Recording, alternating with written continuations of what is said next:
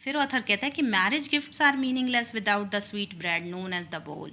गोवा में ब्रेड बहुत इंपॉर्टेंट है। कहता है कि वहाँ पर अगर किसी को आप मैरिज गिफ्ट दे रहे हो और उस गिफ्ट में आपने ब्रेड साथ में नहीं दी, उस ब्रेड का नाम बोल होता है, BOL, अगर वो ब्रेड साथ में नहीं दी तो ऐसा लगता है कि आपका गिफ्ट मीनिंगलेस है, यूजलेस है। जस्ट एज अ पार्टी और अ feast loses it's charm without bread.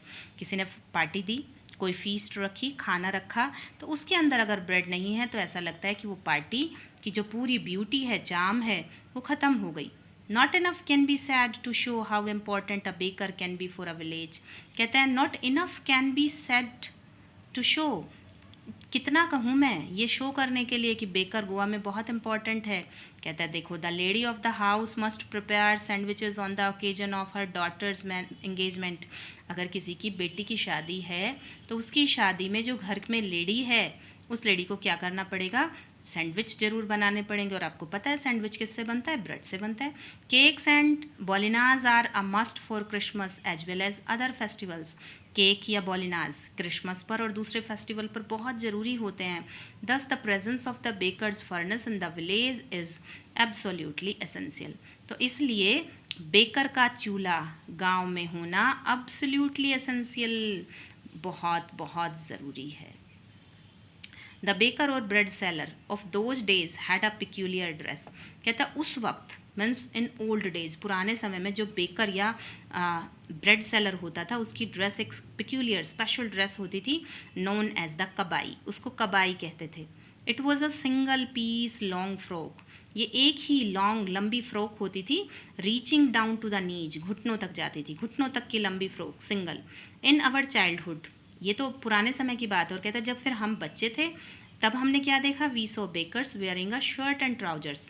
फिर बेकर की ड्रेस थोड़ी चेंज हो गई, उसने फिर शर्ट और ट्राउजर्स पहनना शुरू कर दिया, विच वर शॉर्टर देन फुल लेंथ। अब उनका ट्राउज़र, उनकी पैंट फुल लेंथ पैंट से छोटी होती थी, यानी पूरी लंबी नहीं होती थी। लॉन्गर देन हाफ पैंट्स, और हाफ पैंट निक्कर से लंबी होती थी। आजकल कैप्री पहनते हैं ना लगभग, आप ये समझ लो, यानी नी से नीचे। Even today anyone who wears a half pant, अगर आज भी कोई पर्सन ऐसी हाफ पैंट पहन लेता है which reaches just below his knees, जो उसके घुटनों से नीचे तक जाती है, अगर किसी ने ऐसी पैंट पहन ली आज भी तो इनवाइट्स द कमेंट, उस पर लोग कमेंट करते हैं that he is dressed like अ पैडर, कि तुमने तो पैडर के जैसी ड्रेस पहनी है। पैडर क्यों कहते हैं, क्योंकि गोवा में बेकर को पैडर ही कहा जाता है। The baker usually collected his bills at the end of the month. और बेकर क्या करता था, अपना बिल प्राय कब कलेक्ट करता था, at the end of the month, महीने के लास्ट में। जब जैसे दूध वाला रोज़ दूध देकर जाता है तो मंथ के लास्ट में पैसे इकट्ठे करने, पैसे लेने आता है ना, तो वैसे ही बेकर भी लास्ट में वो बिल कलेक्ट करता था। Monthly accounts use to be recorded on some wall and pencil. हर रोज़ कितनी ब्रेड वो सप्लाई करके जा रहा है, डिलीवर करके जा रहा है, ये सारा अकाउंट, हिसाब किताब, कैलकुलेशन पेंसिल से दीवार पर वो करता था। Baking was indeed a profitable profession.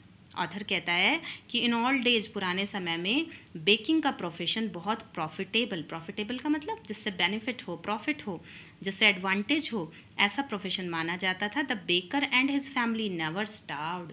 Baker और उसका परिवार कभी भूखे नहीं मरते थे, यानी उनका बिजनेस अच्छा चलता था। ही मतलब baker, his family and his servants, और उसके नौकर, ऑलवेज लुक्ड हैप्पी, वो हमेशा खुश दिखते थे।